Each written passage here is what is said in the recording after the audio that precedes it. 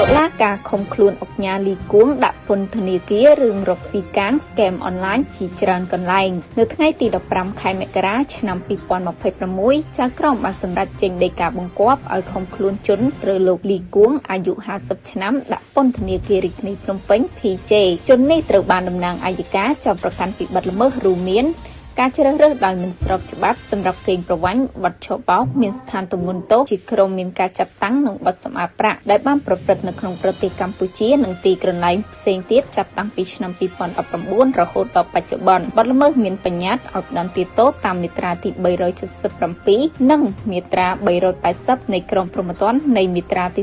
38នៃច្បាប់ស្តីពីការប្រឆាំងការសម្អាតប្រាក់និងហិរញ្ញប្បទានភេរវកម្មតាមព័ត៌មានលោកលីគួងដែលមានងារជាអុកញ៉ាផងដែរបានរកស៊ីនឹងការបិទល្មើសស្កេមអនឡាញនេះយ៉ាងខ្លាំងនិងជាច្រើនកន្លែងដែលអ្នកល្មមមិនសូវស្គាល់និងឮឈ្មោះនោះទេសូម្បីតែនៅតំបន់ព្រៃចាក់ដែលក្រុមបរទេសរត់ចេញយ៉ាងប្រសេកប្រសាចកាលពីយប់មិញក៏ម្នាក់នេះនៅពីក្រោយផងដែរ